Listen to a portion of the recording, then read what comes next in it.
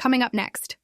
It was the first time in all of my days that I felt like I finally fit into my skin. I finally could take a deep breath. I finally was okay with the way that my childhood had played out, or the fact that I had just about died 2 weeks ago and had to say goodbye to my family, right?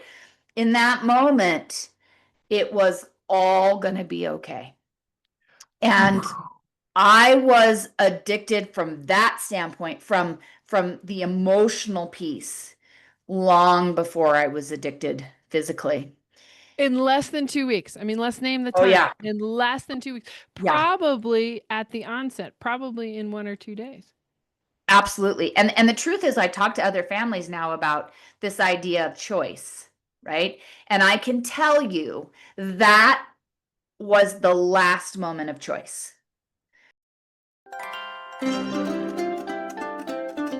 Welcome to Faith Over Addiction podcast, where the chains of fixing and striving are broken and joy is rediscovered in Christ.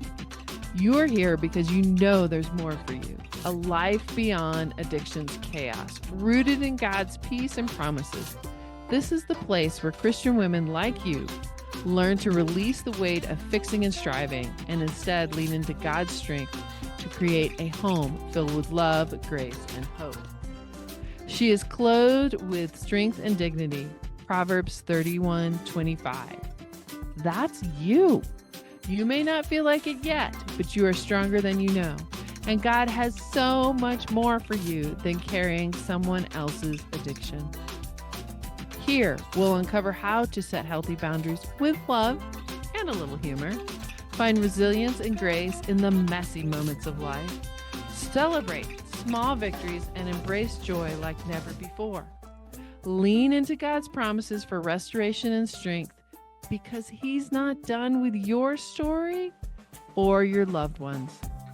This is your invitation to rise up, embrace your worth in God's kingdom, and take back what's been stolen by addiction, your peace, your joy, your future.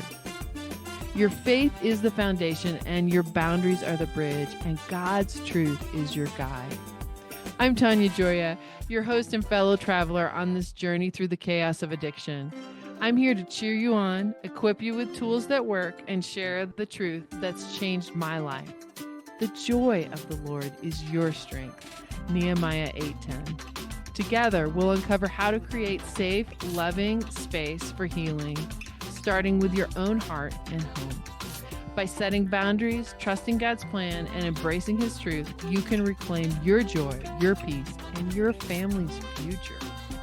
Then you will be able to stand firm for your family and legacy as a kingdom daughter, a woman who can laugh at the days to come, knowing her identity is secure in Christ. So grab a cup of coffee or tea and get comfortable. Let's walk this journey together. We're about to take back what's been stolen, create a safe, healing space for you and your family, and rediscover the joy God has waiting for you.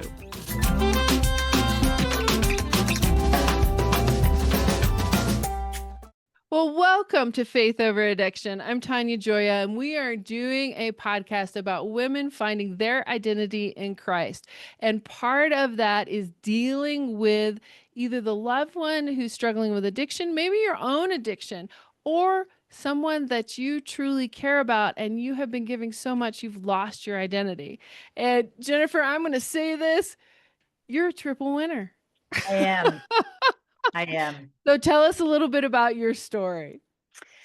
So I am a child of an alcoholic, generations actually of addiction in my home. So as far as I can find on my mom's side and as far as I can find on my dad's side. And unfortunately, the statistic of that says that 1 out of every 4 little girl and 1 out of every 6 little boy that kind of grows up in that dynamic is sexually assaulted or abused. And I was sexually abused by my grandfather on my mom's side. So that was kind of the childhood trauma that started in my life. And obviously dealing with a dad that was an alcoholic was, I mean, a challenge is an understatement, right? It was an incredibly difficult time as a child. And then in my late 20s, I had a brain tumor. And when they took the brain tumor out, They caused massive nerve damage in my head, which led me to chronic pain. And that's when I was introduced to opiates. Because prior to that point, the only thing that I cared about was not becoming an alcoholic. Right. Mm-hmm.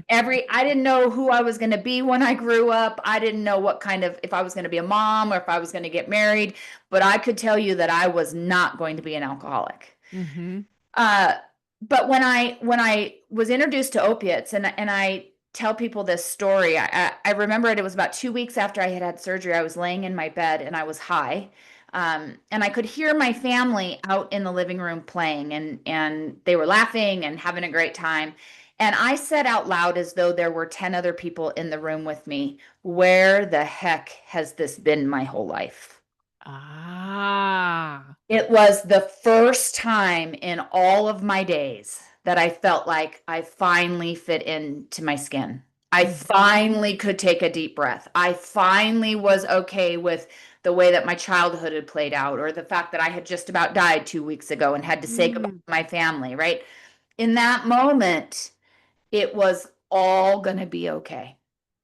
And I was addicted from that standpoint, from the emotional piece, long before I was addicted physically.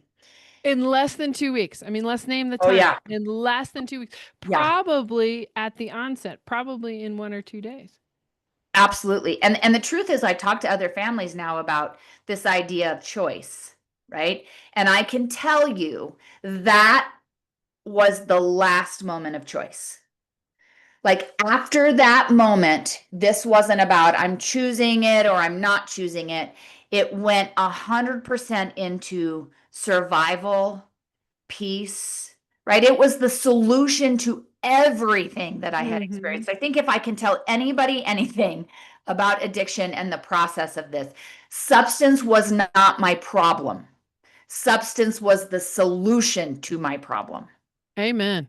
Amen. And oftentimes that's why when people stop using, the problem gets worse because it's the only coping skill we have. It's the only thing we know how to deal with it, and it works fast, Mm-hmm. right? And so oftentimes when you stop using and you haven't added those additional coping skills in, it gets worse.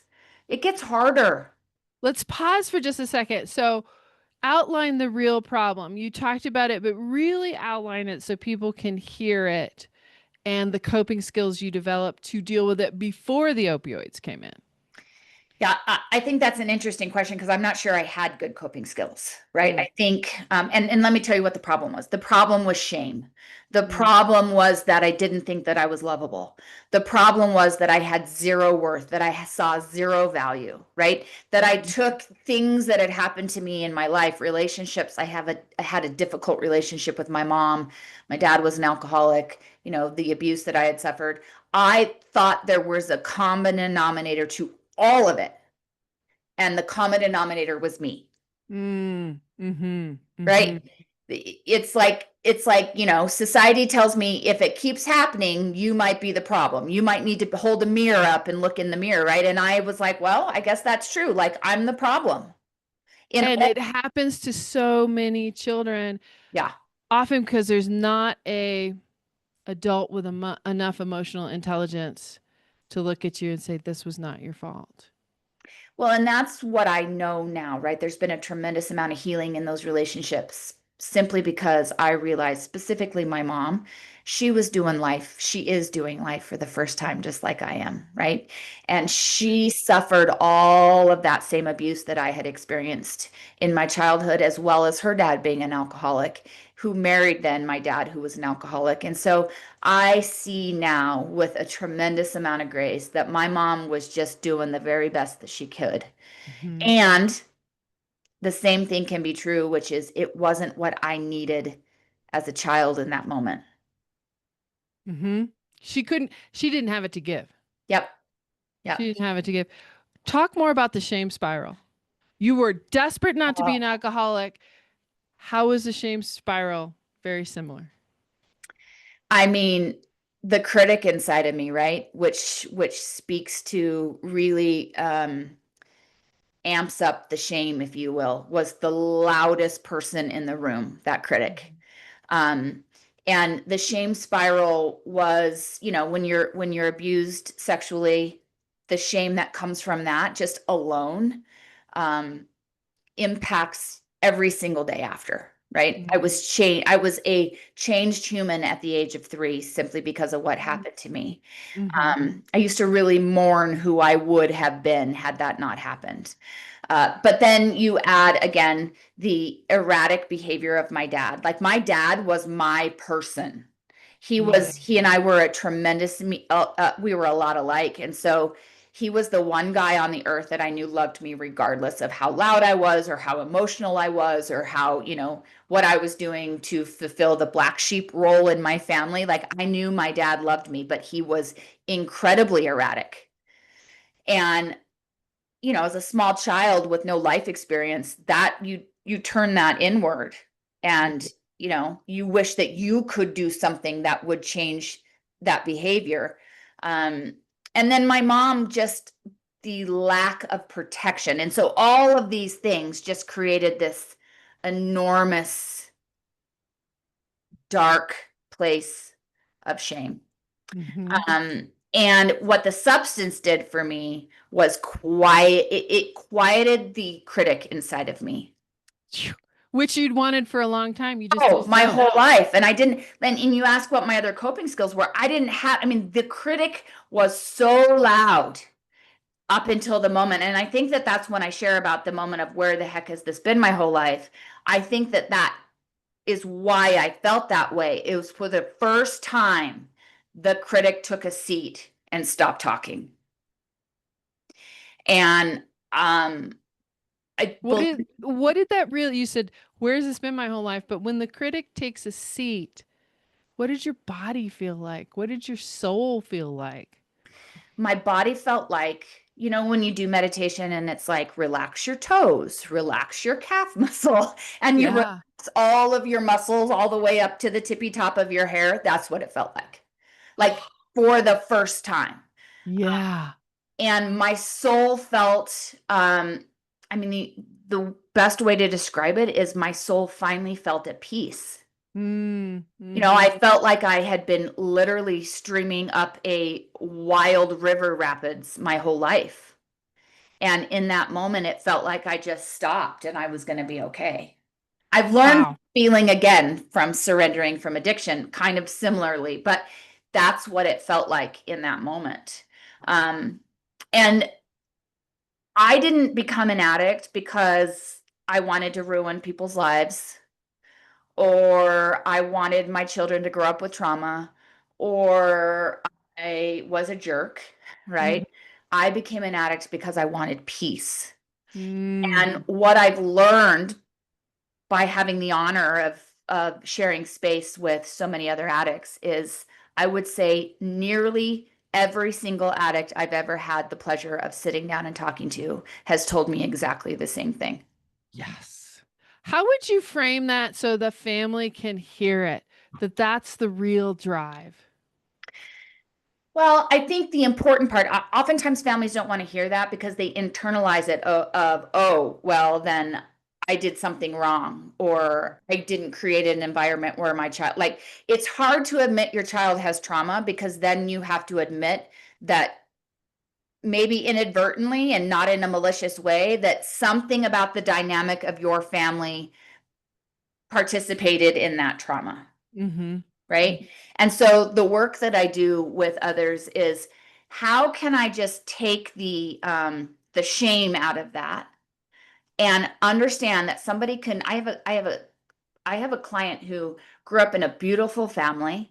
They were all athletes. They all were long distance runner. Her dad was a long distance runner, and she is one of the most gifted musicians you've ever seen. Right. Mm-hmm. And her parents went to all of her musical events and all of her things and supported her. And yet she has shame and trauma because what she thought she needed to be good enough and loved was an athlete. Nobody was at fault, right? Nobody was malicious or did anything bad, but there Right. was still this experience that she had. Yeah. And so it's trying to help families understand, like, nobody has to be to blame. Like, not everybody is to blame. Like, my situation where somebody clearly made some, horrendous Some, decisions. yeah, some poor adult choices, some horrendous adult choices. Yeah. I think that's the It right can word. simply be that your addict felt like a square peg in a round hole in your family Mhm. dynamic. And that can be it. That can be all of the reason And needed then the families will say, well, why didn't they talk to me? Why didn't they share this with me?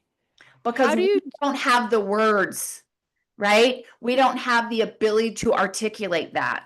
well, and often the family's not safe because Yeah. they don't want to see, and not safe in the sense that you're going to get punished or anything, but they don't want to see it Yeah. and they will shut it down. How Yeah. do you help families become more safe?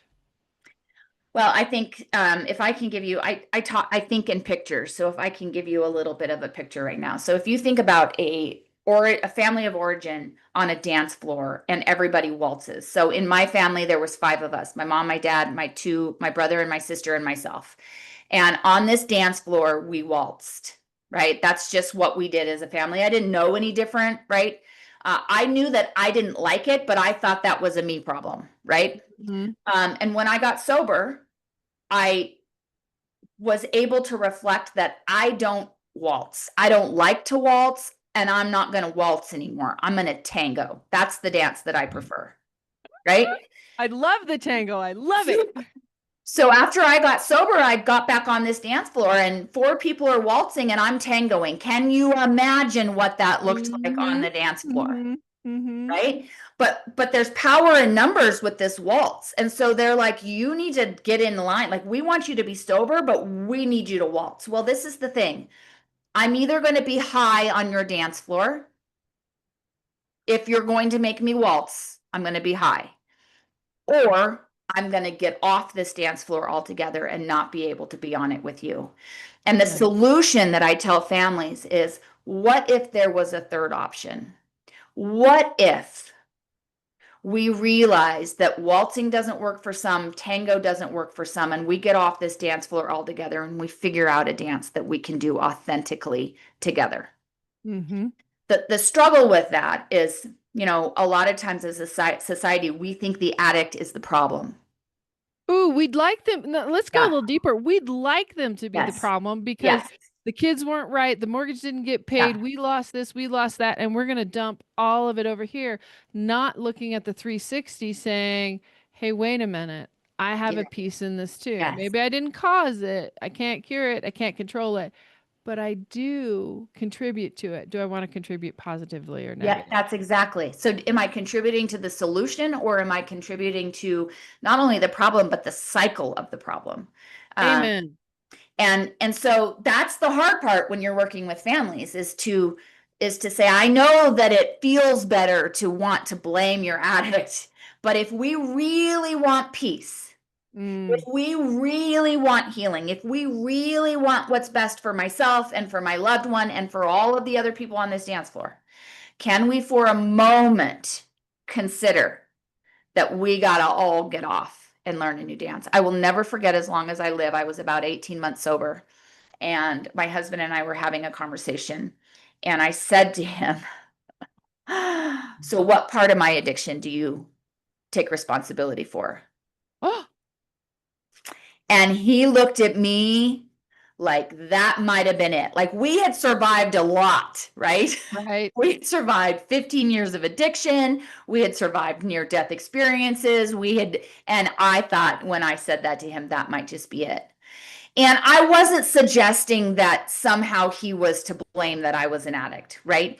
But what I Mhm. was suggesting was that this dance floor that we created together, uh, it increased my ability to stay an addict longer.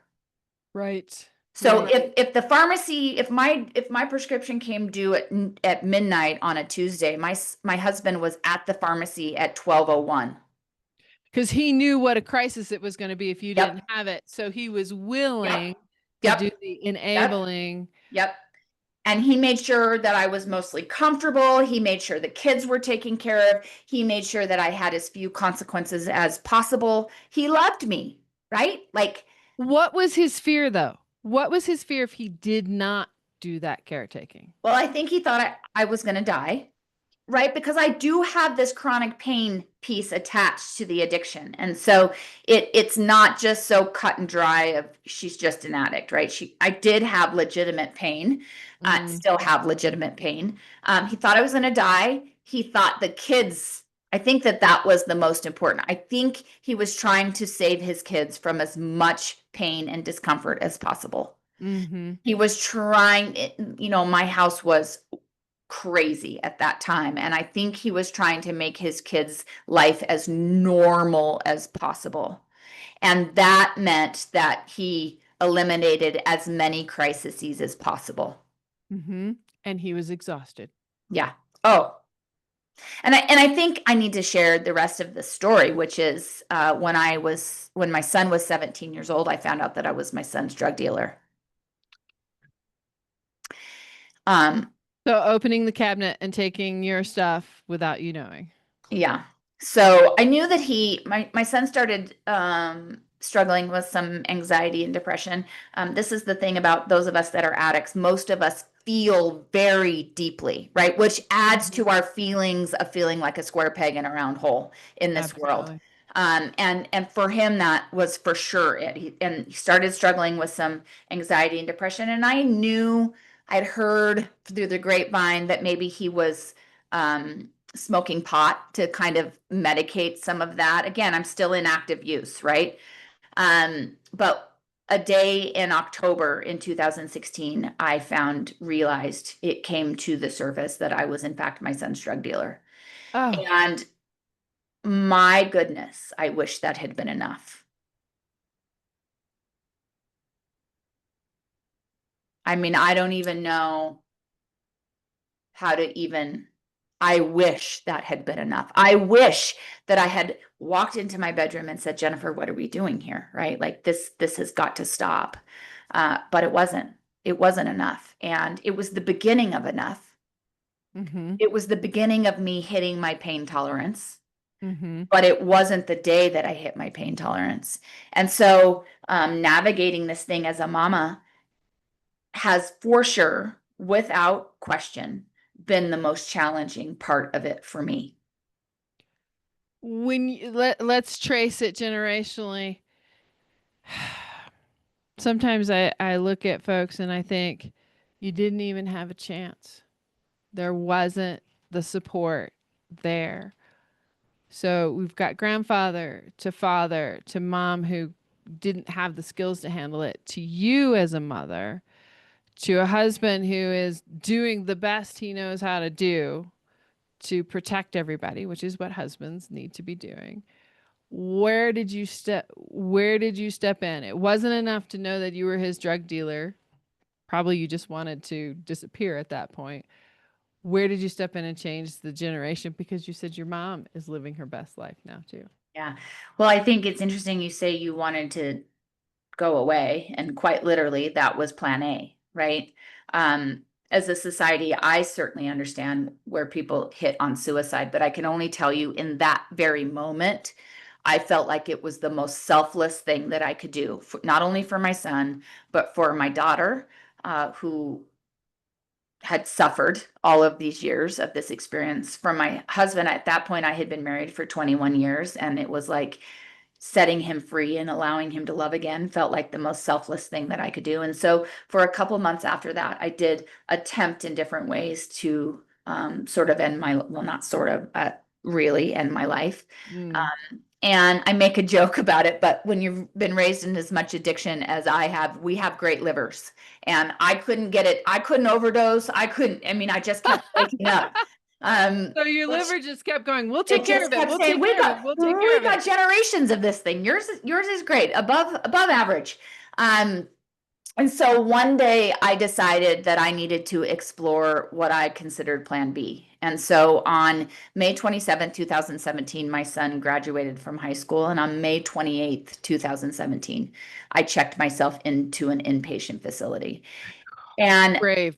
I got to be honest, I went in that day. First of all, I was higher than a kite, but my intention to go there was to learn how to use like a gentle lady, to get so many drugs out of the house, to be able to become more proficient at hiding them so that he couldn't get them, right? Like I wanted to save my son, but I was not willing or interested in doing life without my solution. Mm-hmm. Like that wasn't in the cards. Like I wasn't like, oh yeah, I'm going to come out of here and I'm going to be abstinent for the rest of my life. Nope. Just use well. Right. But what happened in that facility was, maybe you've heard the term or the saying, the opposite of addiction is connection. Yes. And if shame was my problem, connection was my solution.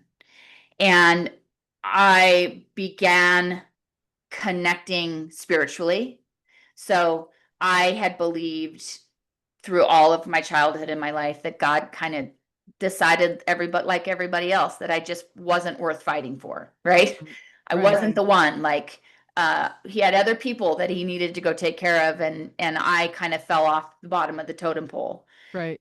And so that journey was wild for me because I had to start at the very, very bottom. Um, I started connecting with other people, which was really how it started for me. Like beautiful human beings that I didn't have to describe my shame to. They But were already in your they story. already knew it. We knew. Yep.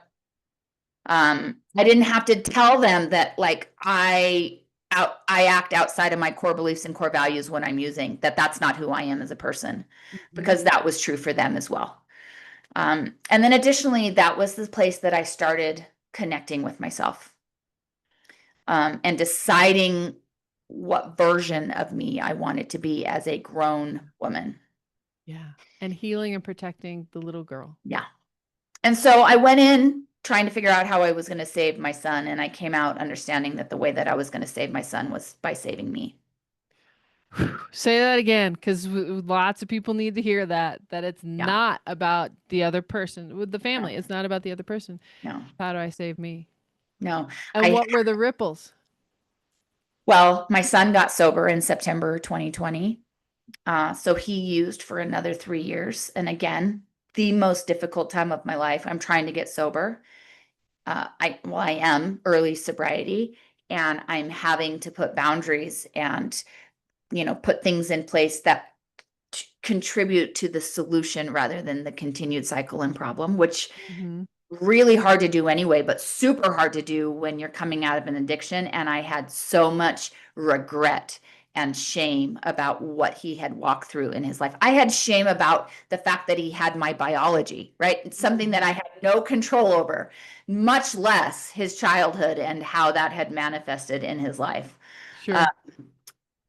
But so the ripple is that my son is thriving. Yay.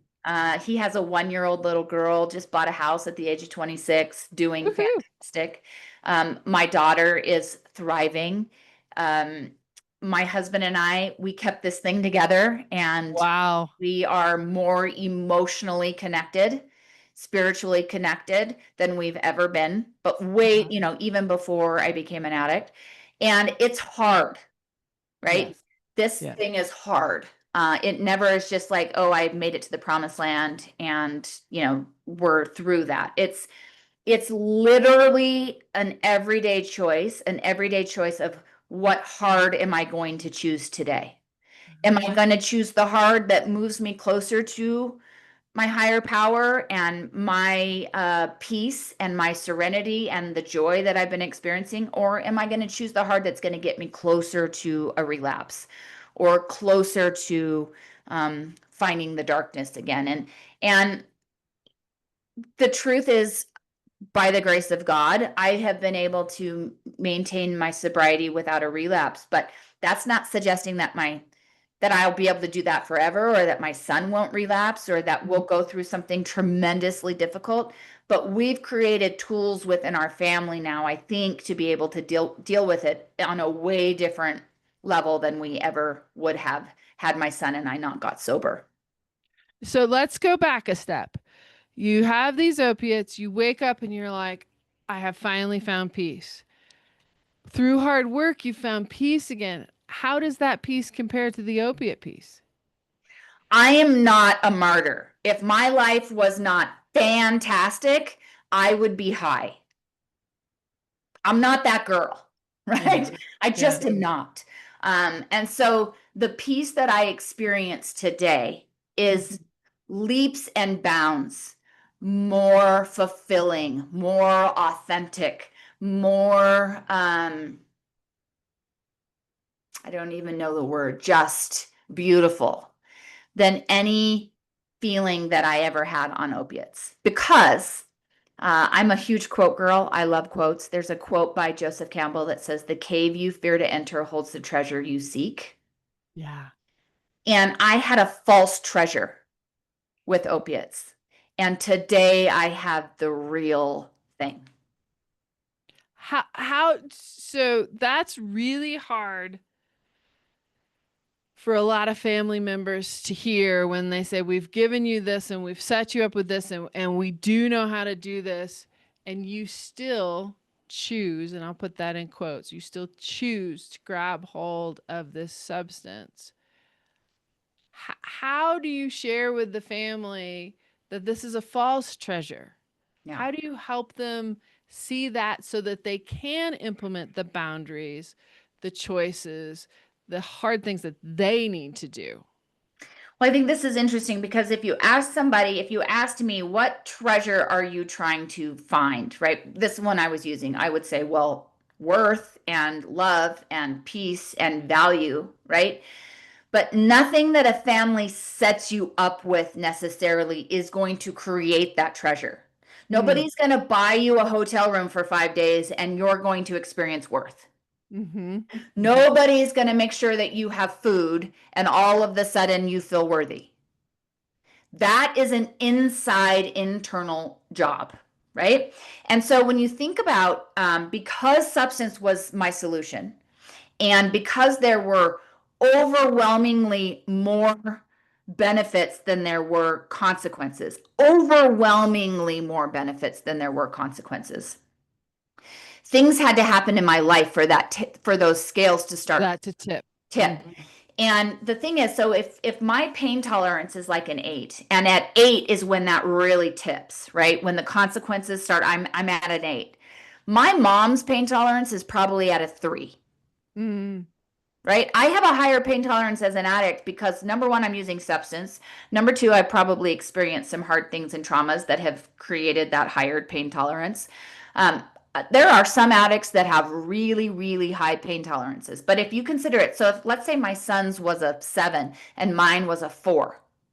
Well, I never let him get to a 7 where where those scales flip because I'm so wildly uncomfortable at a 4. Mm-hmm. Not to mention Mm-hmm. a 5 or a 6, right? And so I don't ever let him get to that 7 when those scales start tipping because of my own inability to deal with hard, my own ability to deal with the discomfort.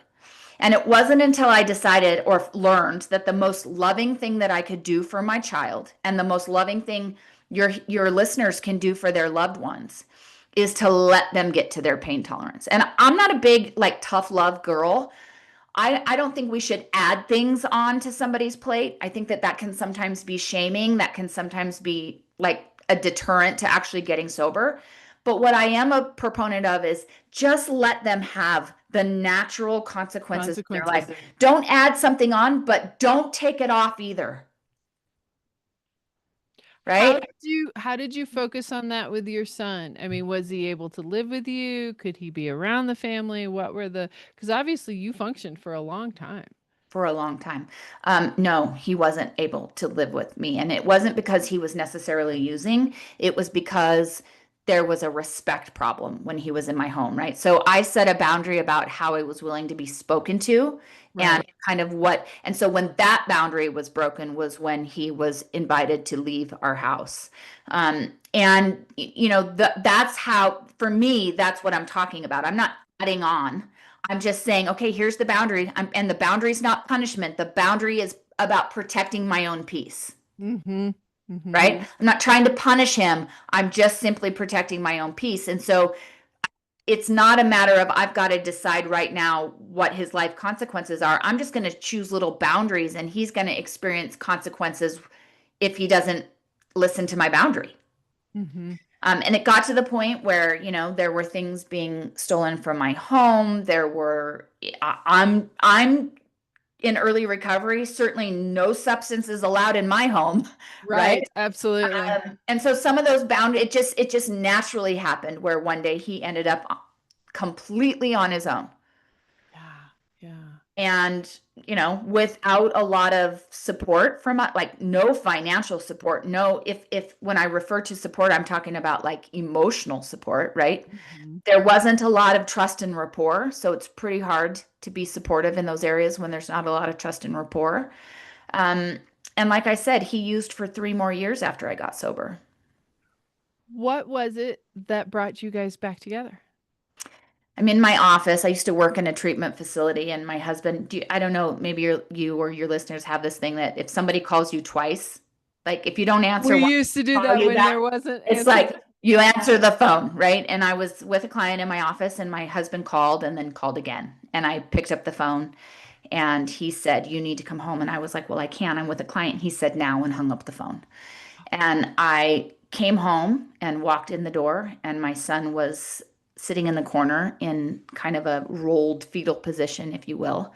And he looked up at me and said, "Mama, I need your help."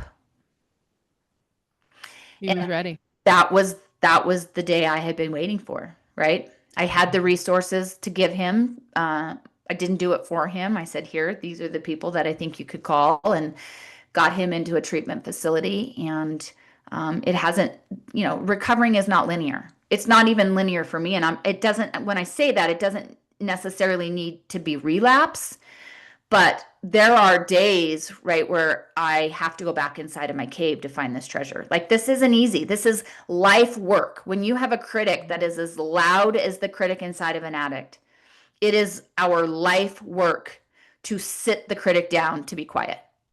Mm-hmm.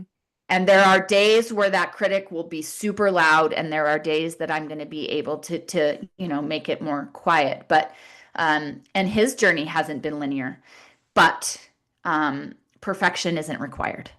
Right. Right. Perfection isn't required.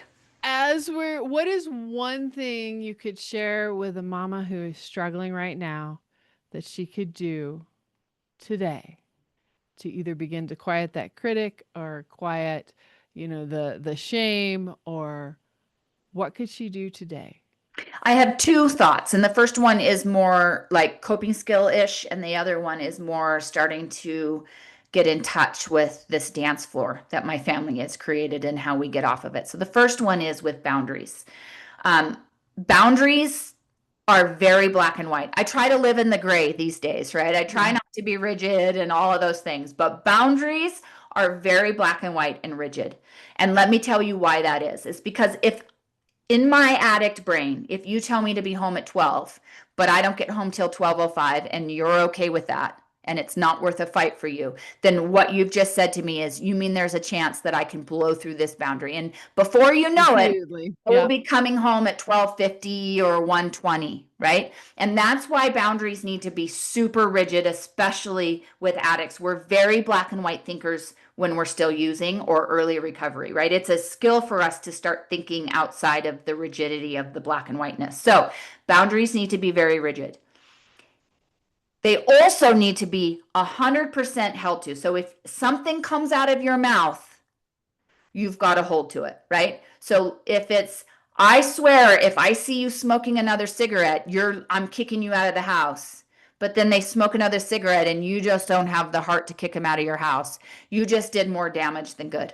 Mm. So I need you to back boundaries up, and I need you to start really small. Let me give you an example. I have a client who her grown son is living in her house with her grandkids, and she's struggling with boundaries. She has a lot of fear. She makes a lot of decisions out of fear.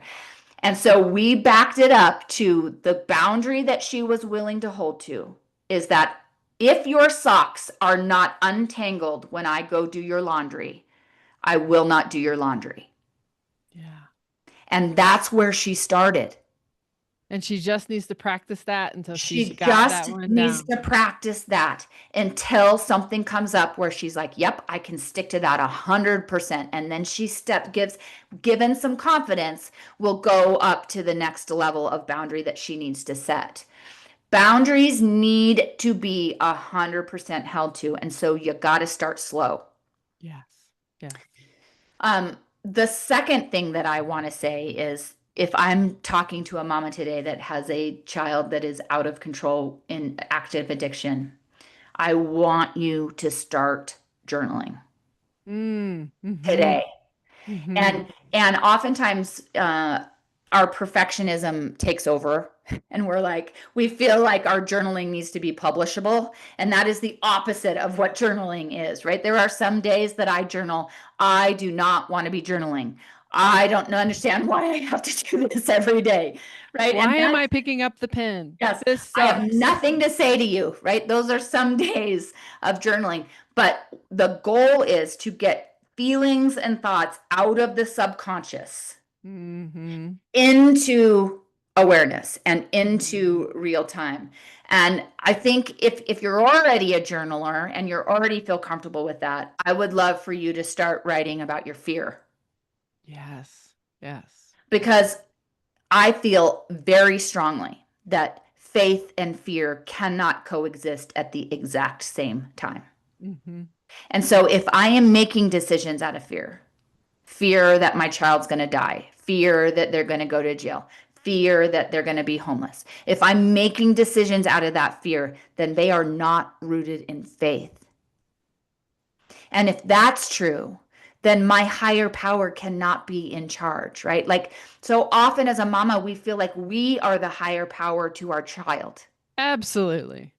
And we are not in the sense that we're God, but we are the caretakers and providers for them, especially when they're little. But when they get to be the age of your son, probably earlier than that, that's the hard part, Yeah. stepping away. Yeah. And realizing that God does it way better than I do it, right? And Absolutely. and God might need my son to be homeless. Maybe that's where he's going to meet him.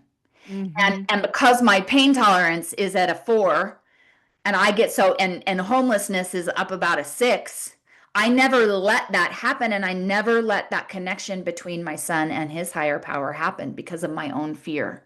Yeah. Yeah. And it was the day that I realized that it was really a spiritual experience for me. It was like, oh, I say that this is because I love my son that I'm doing all of these things.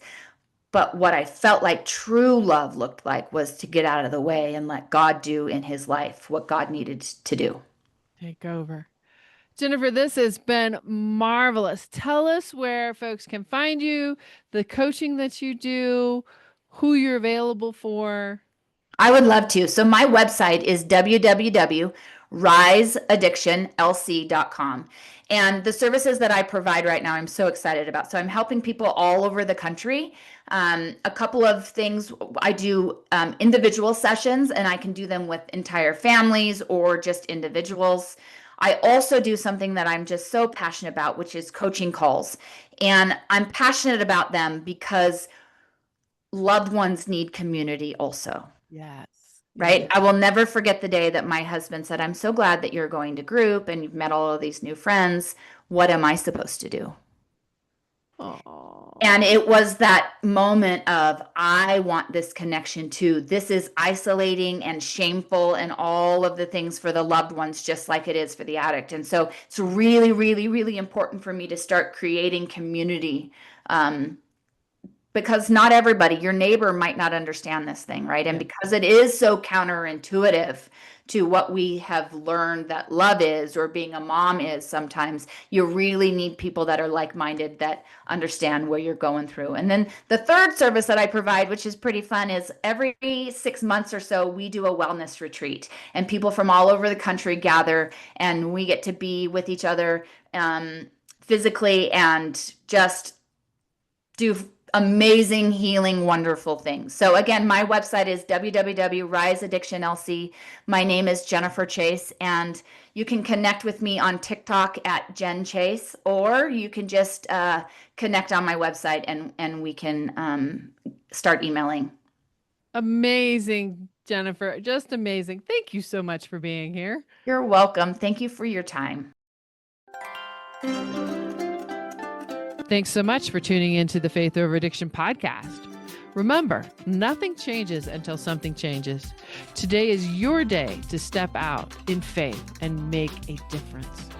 You are a daughter of the King, a woman who can spark incredible ripple effects of hope and healing, not just in your own life, but in your family, your community, and God's kingdom.